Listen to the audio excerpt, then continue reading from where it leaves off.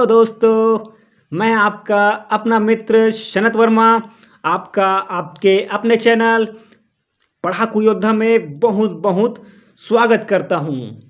दोस्तों, आज का हमारा टॉपिक बहुत ही इंटरेस्टिंग है। पौधों का उत्सर्जन तंत्र एवं उनमें है ना एवं पौधों से उत्सर्जित पौधों से उत्सर्जित पदार्थ जो आपके सिलेबस में दिया हुआ है वन संरक्षक और वन क्षेत्रपाल के। और मैं आपको बता दूं दोस्तों, जैसे जैसे मैं आपको पढ़ाते जाऊंगा वैसे वैसे आपको समझ में आते जाएगा कि यह सभी पेपर्स के लिए महत्वपूर्ण है।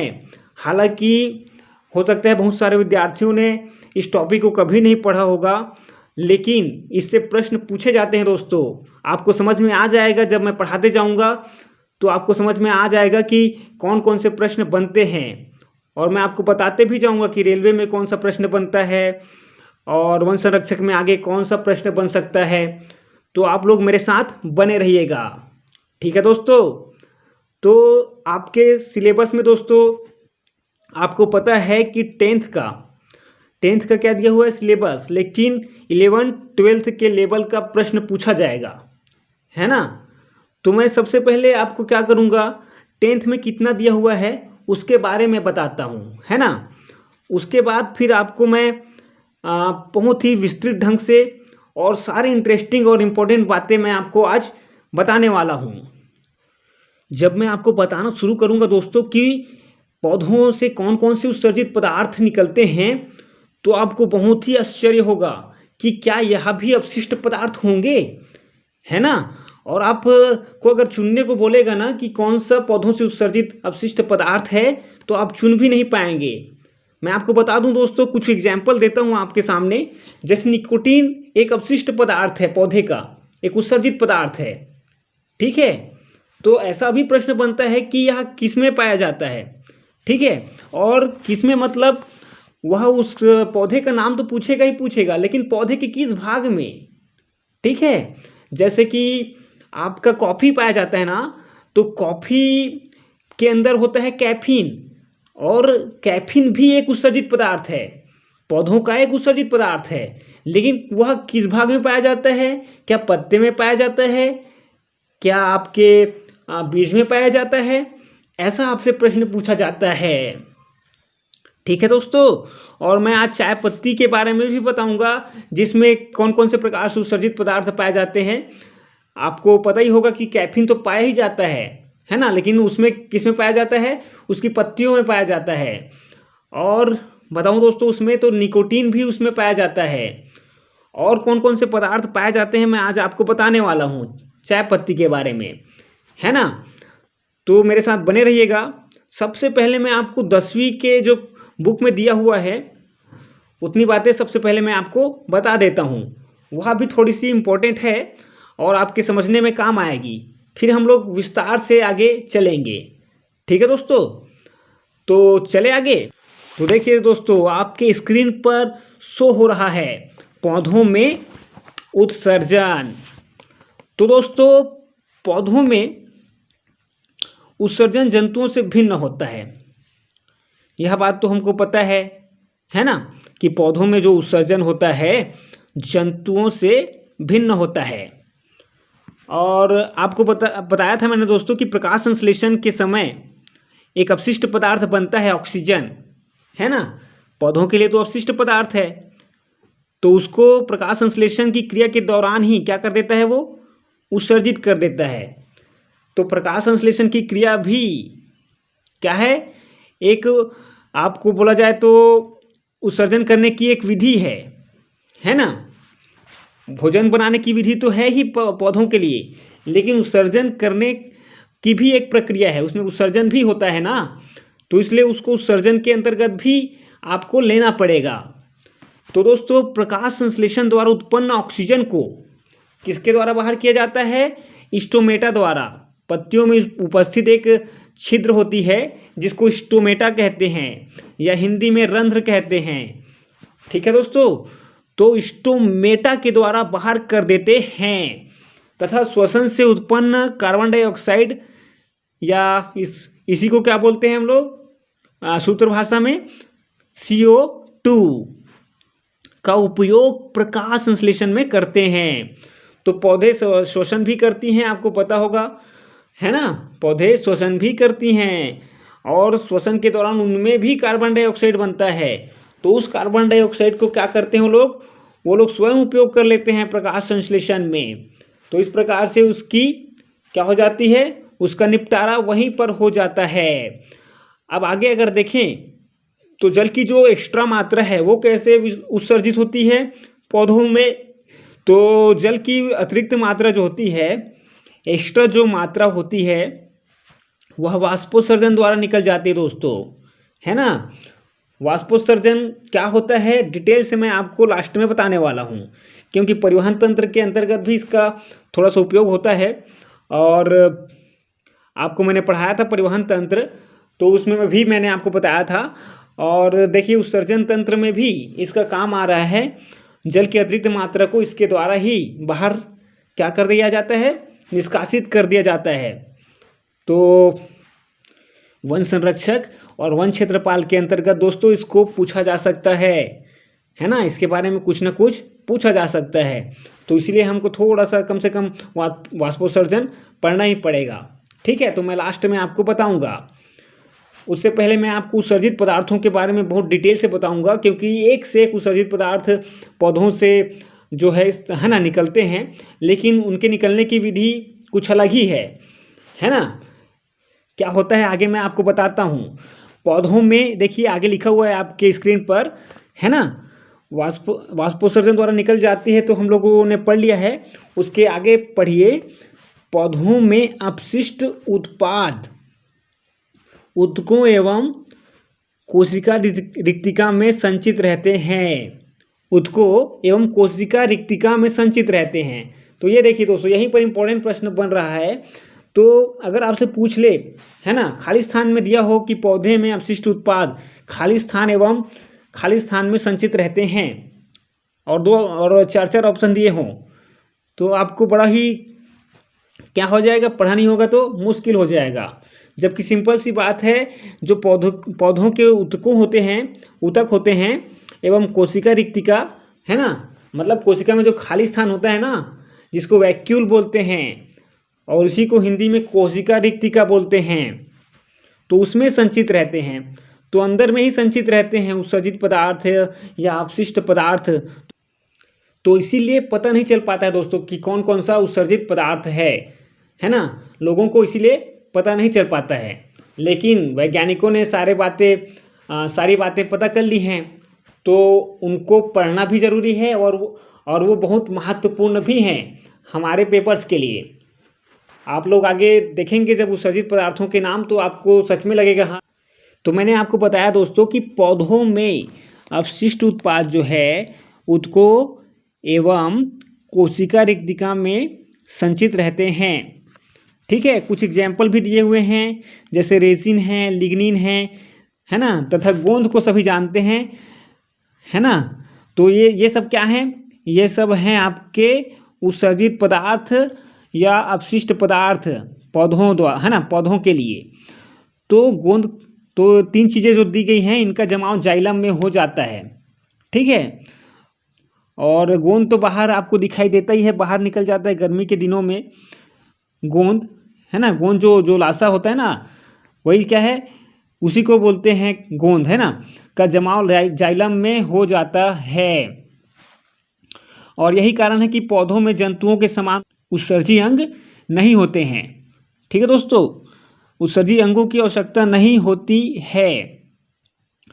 तो मैं यही चीज़ आपको सबसे पहले बताना चाहता था कि जैसे जंतुओं में उत्सर्जी अंग होते हैं, वैसे विशेष रूप से पौधों में उत्सर्जी अंग नहीं होते हैं। और आपको अगर प्रश्न पूछा जाए कि पौधों में उत्सर्जी, है ना, पौधों का कोई उत्सर्जी अंग, और आपको ऑप्शन में दिया हो कि पत्ती, है ना, जड़, तने, ऐसा टाइप का ऑप्शन दिया हो, लास्ट में दिया हो कि नहीं होते हैं, है ना, पौधों में उत्सर्जी अंग नहीं होते हैं, तो आपको नहीं वाले में टिक करना है, ठीक है। वैसे तो पूरा शरीर ही उसका उत्सर्जी अंग है ना, पौधे का पूरा शरीर ही उत्सर्जी अंग है, क्योंकि सभी भागों से उसके उत्सर्जन होता है एक प्रकार से। लेकिन उसमें क्या होता है, उसमें वहीं पर संचित रहता है। हमने पढ़ा ना कि उसके ऊतकों में और कोशिका रिक्तिका में संचित रहते हैं, तो इसीलिए उसको अलग से उत्सर्जी अंगों की आवश्यकता नहीं है। और मैं आपको आगे बताने वाला हूँ कि कौन कौन से उत्सर्जित पदार्थ पौधों द्वारा स्रावित होते हैं, है ना, पौधों से प्राप्त होते हैं। तो चलिए दोस्तों देखते हैं पौधों से उत्सर्जित पदार्थ। और आपके सिलेबस में एकदम स्पष्ट रूप से दिया हुआ है पौधों का उत्सर्जन तंत्र और पौधों से उत्सर्जित पदार्थ। तो उत्सर्जित पदार्थ का बहुत ही महत्व है। और आपको अगर चुनने को भी दे देगा ना कि इनमें से कौन सा उत्सर्जित पदार्थ नहीं है, है ना, इनमें से कौन सा पदार्थों से उत्सर्जित पदार्थ नहीं है, तब भी चुनने में मुश्किल हो जाएगी, क्योंकि बहुत सारे महत्वपूर्ण जो चीज़ें हैं जिनके बारे में आप कभी सोचेंगे भी नहीं कि ये पौधे के उत्सर्जित पदार्थ हैं, है ना, तो वो सब भी हैं, तो चुनना बड़ा मुश्किल हो जाएगा। इसीलिए पढ़ना बहुत ज़रूरी है। और चलते हैं दोस्तों, सबसे पहला आपको दिखाई दे रहा होगा निकोटीन। और जो निकोटीन होता है इसके बारे में हम लोग रोज़ाना, है ना, रोज़ाना भी सुनते हैं और बहुत महत्वपूर्ण चीज़ है ये। इसके बारे में अक्सर लोगों को पता होता है, लेकिन यह कभी नहीं पता रहा होगा बहुत सारे लोगों को कि यह भी उत्सर्जित पदार्थ है। पदार्थों के लिए मतलब पौधों के लिए उत्सर्जित पदार्थ है। और ये क्या होता है, तंबाकू की पत्तियों में अधिक मात्रा में होता है। तंबाकू की पत्तियों में अधिक मात्रा में होता है। और यह बात भी आपसे पूछी जाती है कि तंबाकू के किस भाग से इसको प्राप्त किया जाता है। ठीक है दोस्तों, तो निकोटीन जो है पत्तियों से प्राप्त किया जाता है। और जो है चाय में भी कुछ मात्रा में, चाय की पत्तियों में भी निकोटीन होता है। और ख़तरनाक पदार्थ है, आप सभी को पता है, थोड़ी सी खतरनाक पदार्थ है। और उसके बाद हम लोग देखते हैं उत्सर्जित पदार्थ हम लोग देखते हैं दोस्तों। और यह जो है बचाने वाला है और ऊपर वाला क्या था, ऊपर वाला मारने वाला था, है ना। निकोटीन से पता है ना बहुत सारे लोगों के मुंह में कैंसर हो जाता है ना, तंबाकू के सेवन से। जबकि क्यूनिन जो है, जो नीचे लिखा हुआ है आपके, यहाँ भी कई बार पूछा गया है कि यह किससे प्राप्त होता है। तो डायरेक्ट तो अगर ऑप्शन में दिया होगा तो सिनकोना दिया होगा, है ना। और सिनकोना की छाल से प्राप्त होता है, यह भी आपसे पूछा जा चुका है कि पौधे के किस भाग से क्यूनिन प्राप्त किया जाता है। तो सिनकोना की छाल से। ठीक है दोस्तों, तो ये छालों की जो उतक होती हैं, है ना, तो क्यूनिन जो होता है छालों के उतक में क्या होता है, संचित होता है। ठीक है, या उसके कोशिका रिक्तिका में संचित होता है। तो इस प्रकार से क्या है, छालों में ही प्राप्त होता है। और इससे क्या किया जाता है, मलेरिया रोग के उपचार के लिए दवाई बनाई जाती है। ठीक है, उपचार के लिए दवाई बनाई जाती है। और अगला देखते हैं दोस्तों, रेस्परीन। तो इस नाम की तो आपने शायद दवाई भी सुनी होगी, और यह भी दवाई में ही काम आता है। यह राउल्फिया सर्पेंटाइना की जड़ से प्राप्त होता है। तो रेस्परीन जो होता है दोस्तों, आपसे पूछा जाता है कि किस पौधे से प्राप्त होता है, तो वैज्ञानिक नाम ही देगा आपको, और वैज्ञानिक नाम है राउल्फिया सर्पेंटाइना। राउल्फिया, है ना, सर्पेंटाइना। और इसके किस भाग से प्राप्त होता है, कि जड़ से। तो पौधे के किस भाग से रेस्परीन प्राप्त होता है, जड़ से। यह बात भी आपको याद रखनी है। तो अब आपको समझ में आ रहा होगा कि यह सब प्रश्न तो पिछले पेपर से पूछे जा चुके हैं, है ना। और ये क्या कार्य करता है, यह औषधि है ना। और यह रक्तचाप को नियंत्रित करता है। ठीक है दोस्तों, रक्तचाप को नियंत्रित करता है, तो इसमें काम में आता है। तो औषधि के रूप में रक्तचाप को नियंत्रित करता है। और मैं आपको कम से कम 2 बार तो बोलकर अच्छे से बताऊंगा, क्योंकि बातें थोड़ी सी बहुत सारी याद कर रखनी है आपको। तो इसीलिए मैं थोड़ा सा आपको, है ना, थोड़ा सा आपको याद कराने की कोशिश करता हूँ हमेशा, क्योंकि अगर याद नहीं होगा तो कोई फ़ायदा नहीं होगा दोस्तों, है ना। और एक बार बोलकर निकल जाने से क्या है, इंटरेस्ट नहीं आता है। तो इसीलिए मैं 2-3 बार कम से कम बोलूँ, तो आपको उसके बारे में थोड़ा सा सुन कर आप क्या है, फैमिलियर हो जाएंगे। बातों को समझने लगेंगे, और जब भी समझ में आने लगती हैं बातें तो इंटरेस्टिंग लगने लगती है ना। तो यही फ़ायदा होता है। और हम लोग देखते हैं टैनिन्स दोस्तों, और टैनिन्स जो है ये भी बहुत महत्वपूर्ण पदार्थ है। और केमिस्ट्री जिन्होंने अच्छे से पढ़ा है बीएससी फाइनल तक, उन्होंने इसका नाम बार बार सुना होगा। और कच्चे फलों से अधिक पाया जाता है ये, ठीक है, कच्चे फलों से अधिक पाया जाता है।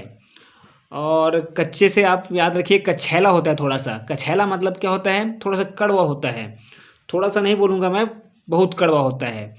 और चाय की पत्तियों में भी होता है, या चाय की पत्तियों में भी पाया जाता है। इसीलिए चाय में जो कड़वापन होता है वह इसी के कारण होता है, टैनिन्स के कारण। ठीक है दोस्तों, तो याद रखिएगा चाय में टैनिन्स भी पाया जाता है।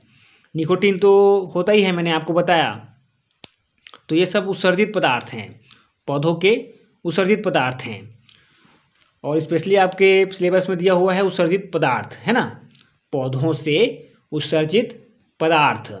तो बहुत ही महत्वपूर्ण हो जाता है, और बहुत ज़्यादा तो नहीं है हमारे पास, लेकिन बहुत इम्पोर्टेंट उत्सर्जित पदार्थ हैं। ठीक है दोस्तों, तो आगे वाला हम लोग देखते हैं। और एट्रोपिन, ठीक है दोस्तों, एट्रोपिन का नाम शायद आपने सुना होगा, क्योंकि यह भी दवाई के रूप में काम में आती है। और यह एट्रोफा बेलाडोना नामक पौधे की जड़ों से प्राप्त होता है। तो ये बात है इम्पोर्टेंट, एट्रोपिन नामक जो दवाई है वह किससे प्राप्त होती है, जड़ों से। और उसके पौधे का वैज्ञानिक नाम क्या है, एट्रोफा बेलाडोना, एट्रोफा बेलाडोना नामक पौधे की जड़ों से प्राप्त होता है। तो इसका काम क्या आता है ये, तो इसका प्रयोग जो है आँख की पुतली के आकार को बढ़ाने के लिए किया जाता है। तो अब इससे क्या फ़ायदा हो जाएगा, तो आपको पता होगा दोस्तों कि आँख की पुतली बहुत छोटी होती है, और डॉक्टर्स को जब भी उसको चेक करना रहता है, उस पर कार्य करना रहता है, तो उसको थोड़ा सा बड़ा करना हो, मतलब बड़ा करना पड़ता है ना, नहीं तो थोड़ा सा मुश्किल हो जाएगा। तो इसी दवा का प्रयोग करके आँखों की पुतली को थोड़ा बड़ा किया जाता है। उसके बाद उस पर ऑपरेट करना, कार्य करना थोड़ा सा आसान हो जाता है। और यही फ़ायदा है एट्रोपिन का। तो बहुत ही महत्वपूर्ण है आँखों के इलाज के लिए। तो याद रखिएगा यह भी पौधों द्वारा उत्सर्जित पदार्थ है। और किस पौधे से प्राप्त होता है, एट्रोफा बेलाडोना द्वारा, ठीक है। इसके पौधे की जड़ों में संचित रहता है। तो मैं इसको हाईलाइट इसलिए बार बार कर रहा हूँ कि किससे प्राप्त होता है, किस में संचित रहता है, क्योंकि यह बात भी पूछी जाती है। और इसका प्रयोग तो हम लोगों ने देख ही लिया है। अब हम लोग आगे देखते हैं कैफीन। और कैफीन का नाम तो सभी बच्चों ने सुना ही होगा। यह अत्यंत खतरनाक पदार्थ है जो कॉफ़ी में पाया जाता है। कॉफ़ी के साथ साथ आपके चाय में भी पाया जाता है, लेकिन चाय उतना खतरनाक नहीं माना जाता जितना कॉफ़ी माना जाता है। ठीक है दोस्तों, कभी डॉक्टर्स के आपने देखे होंगे सेमिनार, तो उसमें बताया जाता है कि कॉफ़ी ज़्यादा खतरनाक है, क्योंकि एक तो कॉफ़ी में ज़्यादा मात्रा में कैफीन पाया जाता है, ठीक है दोस्तों। और दूसरा क्या है, जैसे कि कॉफ़ी के बीजों को भून कर क्या है पीसा जाता है, उसके बाद वह कॉफ़ी बन जाता है पीने वाला। तो देखिए कॉफ़ी के बीजों में ही कैफीन पाया जाता है, और उसी को पूरा पूरा पी लिया जाता है ना। तो वह ज़्यादा खतरनाक हो जाता है। जबकि चाय पत्ती को थोड़ी पीते हैं, है ना, चाय पत्ती तो अलग से निकाल कर रखते हैं, चाय की पत्तियों में पाया जाता है कैफीन, तो वह ज़्यादा खतरनाक नहीं होता है। जबकि उसके बीज को पीसने के बाद तो पूरा पूरा वह अंदर चला जाता है ना कॉफ़ी वाला, तो इसलिए उसको ज़्यादा खतरनाक माना जाता है। तो यह बात भी आपके लिए इंटरेस्टिंग था। और कैफीन जो है दोस्तों, यह कॉफ़ी के बीजों में तथा चाय की पत्तियों में पाया जाता है, ठीक है, कॉफ़ी के बीजों में तथा चाय की पत्तियों में पाया जाता है। तो कॉफ़ी के बारे में अगर पूछें आपसे किस में कॉफ़ी के किस अंग से प्राप्त किया जाता है ना, तो आप बताएंगे बीजों से। ठीक है दोस्तों, किससे प्राप्त किया जाता है, बीजों से।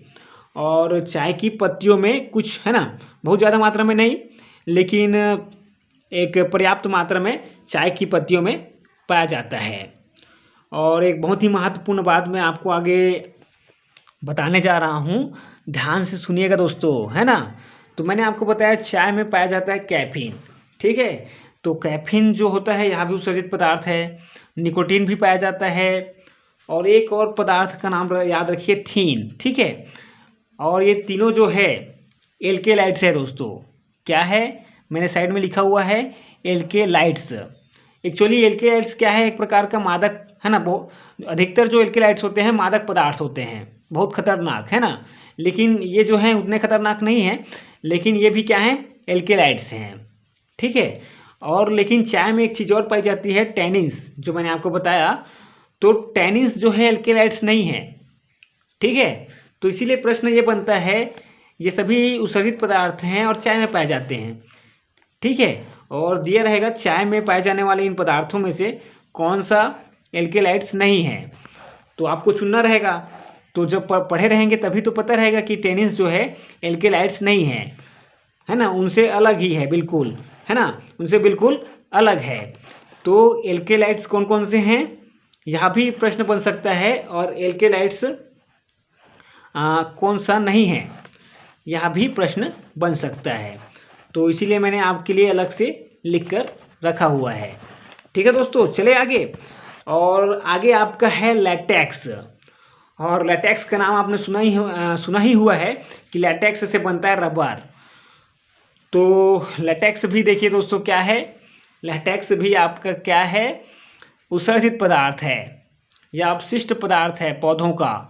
तो पौधों का बहुत ही महत्वपूर्ण अपशिष्ट पदार्थ है, जिनका बहुत अच्छा उपयोग होता है मानव के जीवन में, ठीक है दोस्तों।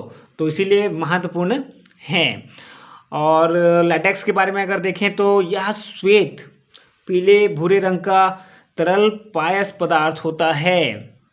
पायस पदार्थ मतलब जैसे दूध पायस होता है ना, पायस वह होता है दोस्तों जिसमें वसा घुली होती है, वह है ना, वह कोलाइडी विलयन है जिसमें क्या होता है, वसा घुली होती है।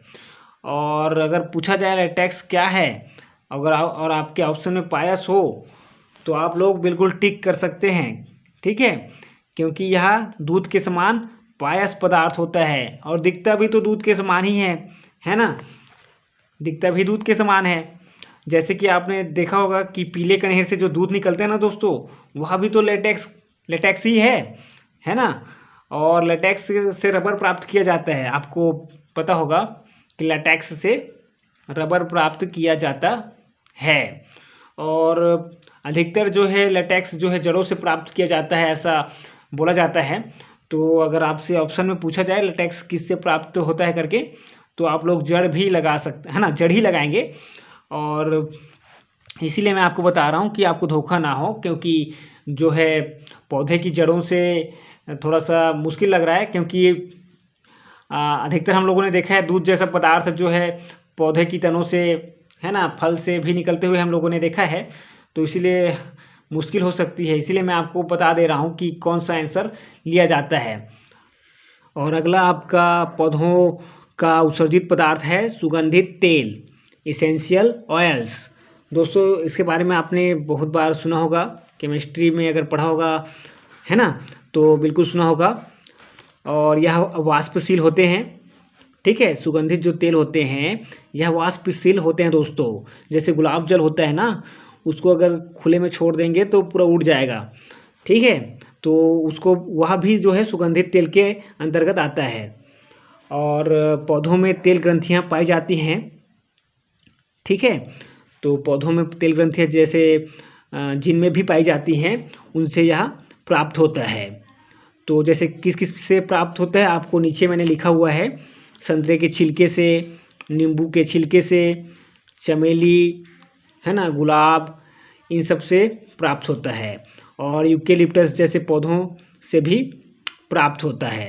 एक्चुअली यूकेलिप्टस के जो पत्तियों से प्राप्त होता है दोस्तों, है ना। तो जो भी परफ्यूम बनते हैं ना, परफ्यूम, साबुन, सुगंधित पदार्थ आदि, उनमें इनका प्रयोग किया जाता है।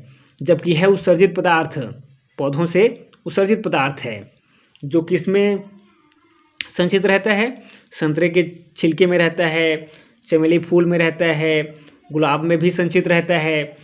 तो इन सब से जो है परफ्यूम्स वगैरह बनाए जाते हैं।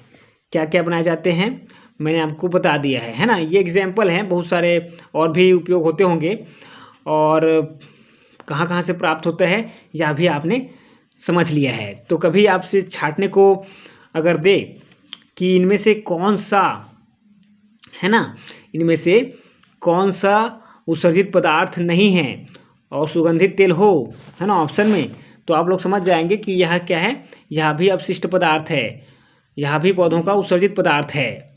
और रेजिन देखते हैं दोस्तों आगे। रेजिन जो होता है यह भी उत्सर्जित पदार्थ है पौधों का, और यह पीले रंग का है ना, पानी में अघुलनशील। रेजिन जो है पीले रंग का, पानी में अघुलनशील किंतु ईथर तथा एल्कोहल में घुलनशील पदार्थ है। पानी में नहीं घुलता है दोस्तों, है ना, रेजिन। और एक और बहुत इंटरेस्टिंग बात मैं आपको बताने वाला हूँ आगे, उससे पहले थोड़ा सा जो लिखा हुआ है उसको मैं पढ़ के बताता हूँ आपके लिए। जैसे तारपीन का तेल होता है, यह भी क्या है, रेजिन है। तो यह किससे प्राप्त होता है, यह प्रश्न आपसे पूछा जा चुका है। तारपीन का जो तेल है वह किससे प्राप्त होता है, तो चीड़ के पेड़ से प्राप्त होता है, और सेम तेल जैसा ही होता है, इसीलिए इसको तारपीन का तेल कहते हैं। और जैसे तेल जो है पानी में ऊपर क्या है, आपका जैसे तेल को डाल देंगे पानी में तो ऊपर है ना दिखाई देता है ना आपको, ऊपर क्या है, तैरते रहता है। उसी प्रकार से तारपीन का तेल भी ऊपर आपको तैरते हुए मिलेगा। और इसका प्रयोग पेंट, वार्निश, साबुन प्रतिरोधी, जल प्रतिरोधी, विद्युत प्रतिरोधी पदार्थ बनाने में किया जाता है। ठीक है, जल प्रतिरोधी, साबुन प्रतिरोधी, विद्युत प्रतिरोधी पदार्थ बनाने में किया जाता है। तो इन सब पदार्थों को देखिए खाया तो जा नहीं सकता, है ना। तारपीन का तेल भी आज तक हमने खाते हुए नहीं सुना, पेंट भी कोई नहीं पीता है आज तक, है ना, और वार्निश को भी कोई नहीं पी सकता। तो यह सब बताने का मेरा एक ही उद्देश्य था दोस्तों कि एक रेजिन ऐसा भी होता है जिसको खाया जाता है, खाया जाता है। ठीक है दोस्तों, उसका नाम है हींग, और हींग क्या है, एक रेजिन है। तो कभी अगर पूछे आपसे कि इनमें से कौन सा रेजिन है और हींग आपसे ऑप्शन में हो, तो आपको पता नहीं चलेगा कि हींग भी एक क्या है, रेजिन है, अगर नहीं पढ़ा होगा तो, है ना। और हींग रेजिन है, इसका मतलब यह भी अपशिष्ट पदार्थ है जो पौधे से प्राप्त होता है। और किस पौधे से, फेरुला पौधे से। इसका पूरा वैज्ञानिक नाम है फेरुला एसेफोटिडा, फेरुला एसेफोटिडा। और उसके भी मोटी जड़ों से प्राप्त होता है ना, मोटी जड़ों से, पतली नहीं, मोटी जड़ों से प्राप्त होता है। ठीक है, फेरुला एसेफोटिडा की मोटी जड़ों से हींग प्राप्त होता है। तो अब लास्ट वाला हम लोग देख लेते हैं उत्सर्जित पदार्थ, ग्लूकोसाइड।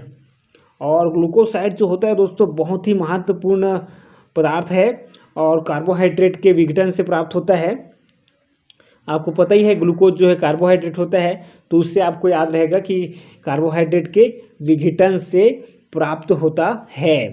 ठीक है दोस्तों, और हृदय औषधि, ठीक है, मतलब हृदय के लिए औषधि का निर्माण होता है इससे, इसलिए महत्वपूर्ण है।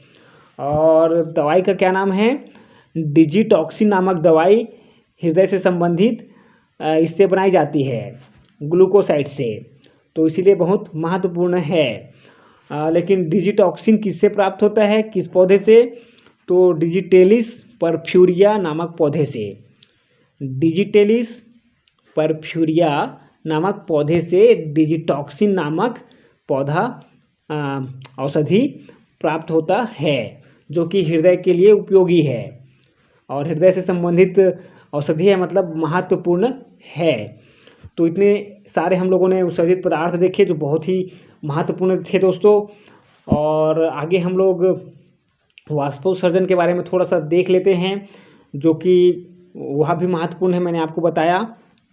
तो आपसे पूछा जाता है दोस्तों कि वाष्पोत्सर्जन जो है पौधे के किस भाग से होता है, तो सबसे ज़्यादा दोस्तों पौधे के पत्तियों से ही होता है, क्योंकि पौधों के स्टोमेटा जो होते हैं वो पत्तियों में ही पाए जाते हैं। लेकिन जो वाष्पोत्सर्जन की क्रिया है ना दोस्तों, वो सभी भागों से होता है ना, पौधे के सभी भागों से वाष्पोत्सर्जन की क्रिया होती है। तो इस बात को भी आप लोग याद रखिएगा। आपको ऑप्शन जैसे दिए रहेंगे, तना है ना, तना दिया रहेगा, पत्तियाँ और जड़ और है ना, और नीचे में दिया रहेगा कि उपरोक्त सभी। तो उपरोक्त सभी पर टिक लगाना है। तो इतनी सी बात सबसे पहले मैं आपको बताना चाहता था। और शुरुआत में मैंने बताया कि यह जो प्रकाश संश्लेषण है और वाष्पोत्सर्जन की क्रिया है, यह भी उत्सर्जन की विधियां हैं, है ना। पौधे में उत्सर्जन की विधियां हैं। और प्रकाश संश्लेषण से अपशिष्ट पदार्थ ऑक्सीजन का क्या होता है, निष्कासन होता है। ऑक्सीजन का क्या होता है, उत्सर्जन होता है। इस बात को तो आप लोग जानते ही हैं। और वाष्पोत्सर्जन से पौधे में उपस्थित अतिरिक्त जो जल की मात्रा होती है, एक्स्ट्रा जो मात्रा होती है, वह बाहर निकल जाती है या निष्कासित हो जाती है। तो इतनी सी बात तो हम लोगों ने शुरुआत में भी देख ली थी। और अब हम लोग वाष्पोत्सर्जन के बारे में थोड़ा सा जान लेते हैं। दोस्तों, पौधों की जड़ों के द्वारा क्या होता है, पौधों की जड़ों के द्वारा मिट्टी से अत्यधिक मात्रा में जल का अवशोषण किया जाता है, लेकिन इसका कुछ भाग ही पौधों के द्वारा उपयोग किया जाता है। और जल की अतिरिक्त जो मात्रा पौधे जो ले लेते हैं, है ना, पौधों के द्वारा बहुत ही कम मात्रा क्या किया जाता है, बोला जा रहा है, उपयोग किया जाता है। और जल की जो अतिरिक्त मात्रा होती है, एक्स्ट्रा जो मात्रा होती है, पौधों के वायवीय भागों द्वारा, वायवीय मतलब जो भी वायु के संपर्क में आते हैं अधिकतर, कभी कभी जड़ भी आते हैं, देखें ना, बहुत सारा जड़ जो है बाहर दिखाई पड़ता है। कभी कभी बरगद का आपने देखा होगा, जड़ जो है बाहर दिखाई पड़ता है। तो जल वाष्प के रूप में वातावरण में छोड़ दी जाती हैं। इस प्रकार पौधों के वायवीय भागों के द्वारा जल वाष्प के रूप में हानि होना वाष्पोत्सर्जन कहलाता है। ठीक है दोस्तों, क्या कहलाता है, वाष्पोत्सर्जन कहलाता है। यह एक जैविक क्रिया है दोस्तों, इस बात को याद रखिएगा। और जो वाष्पीकरण होता है ना, वाष्पीकरण मतलब जल के डायरेक्ट वाष्प के रूप में उड़ जाना, जबकि ये जल का यहाँ भी उड़ना हो रहा है, लेकिन यह पौधे से हो रहा है ना। तो इसीलिए इसको क्या बोला हम लोगों ने, वाष्पोत्सर्जन बोला। और यह एक जैविक क्रिया है, जबकि वाष्पीकरण जो है एक भौतिक प्रक्रिया है। ठीक है। और वाष्पोत्सर्जन के बारे में कुछ और बातें मैं आपको बता दूं। वाष्पोत्सर्जन 3 प्रकार के होते हैं दोस्तों। पहला होता है रंध्री वाष्पोत्सर्जन। रंध्र का मतलब आप लोग जानते ही हैं, स्टोमेटा, तो इसको बोलेंगे हम लोग स्टोमेटल ट्रांसपीरेशन। तो अधिकतर जो है इसी के द्वारा क्या हो जाता है, इसी के द्वारा वाष्पोत्सर्जन हो जाता है। और अगर मैं बोलूं तो इसी विधि द्वारा सबसे अधिक वाष्पोत्सर्जन होता है, क्योंकि रंध्र ही वह चीज़ है जिसके द्वारा अधिकतर जो जल का भाग है वह बाहर निकल जाता है। तो इसीलिए आपको याद रखना है कौन से प्रकार द्वारा सबसे ज़्यादा वाष्पोत्सर्जन होता है, रंध्री वाष्पोत्सर्जन द्वारा। और एक होता है आपका उपत्वचीय वाष्पोत्सर्जन, उपत्वचीय वाष्पोत्सर्जन, जिसको बोलते हैं क्यूटिकुलर ट्रांसपीरेशन। जितना भी बाहरी भाग पौधे का दिखाई पड़ता है वह क्यूटिकल कहलाता है। ठीक है दोस्तों, पत्तियां भी क्यूटिकल द्वारा क्या होती हैं, ढकी रहती हैं। और जितना भी वायवीय भाग होता है वह क्यूटिकल द्वारा ढका रहता है। तो होता क्या है, इससे भी कुछ मात्रा में वाष्पोत्सर्जन होता है। ठीक है दोस्तों, पौधों की पत्तियों में जो स्टोमेटा होता है उसके अलावा जो भी होता है उसको क्यूटिकल कहते हैं। ठीक है। तो क्यूटिकल द्वारा भी क्या होता है, या उसी को कहें तो पौधे की पूरे त्वचा द्वारा भी वाष्पोत्सर्जन होता है। और सबसे लास्ट वाला जो है वातरंध्री वाष्पोत्सर्जन होता है। और वातरंध्री वाष्पोत्सर्जन जो होता है इसके बारे में मैं आपको बताता हूँ। कभी आपने पुराना पौधा देखा होगा, पुराना पेड़, पौधा नहीं बोलता, पेड़, और नए पेड़ों में तो इस प्रकार के वाष्पोत्सर्जन की बात ही नहीं होती है, क्योंकि जो जो पौधे में जो छाल होते हैं ना दोस्तों, जो पुराने पौधों में जो छाल होती हैं उसमें देखा होगा आपने कि कुछ दरारें होती हैं और उन दरारों को ही वातरंध्र कहा जाता है। पुराने पौधों में आप लोगों ने देखा होगा छालों में दरारें होती हैं और उसी को क्या कहा जाता है, वातरंध्र कहा जाता है। और उसी के द्वारा वाष्पोत्सर्जन की क्रिया जो संपन्न होती है उसी को वातरंध्रीय वाष्पोत्सर्जन कहा जाता है। ठीक है दोस्तों, तो इस प्रकार से 3 प्रकार के वाष्पोत्सर्जन आप लोगों ने देखे और वाष्पोत्सर्जन के बारे में भी कुछ बातें हम लोगों ने देख ली हैं। तो ज़्यादा बातें तो नहीं देखते, नहीं तो बोर भी हो जाएंगे आप लोग और वीडियो लंबा भी हो रहा है। तो यहीं पर हम लोग समाप्त करते हैं और आपको आज बहुत सारे इम्पोर्टेंट और इंटरेस्टिंग बातें पता चली होंगी। और दोस्तों अगर आपको अच्छा लगा होगा तो ज़रूर लाइक कीजिएगा और जो बच्चे नए होंगे हमारे चैनल पर वो लोग सब्सक्राइब कर लीजिएगा और इसको शेयर ज़रूर कीजिएगा दोस्तों, है ना। जो फेसबुक होता है उसके ग्रुप में अगर आप लोग ज्वाइन हैं, पढ़ने वाले ग्रुप में, CGPSC जो ग्रुप है, CGPSC न्यूज़ जो ग्रुप है, इन ग्रुपों में अगर आप लोग ज्वाइन हैं तो वहाँ पर आपको सेंड करने की, है ना, क्या करते हैं, सेंड करने के लिए बिल्कुल आपको सेंड करने की परमिशन मिलती है। ठीक है दोस्तों, तो पूरा वीडियो देखने के लिए बहुत बहुत धन्यवाद।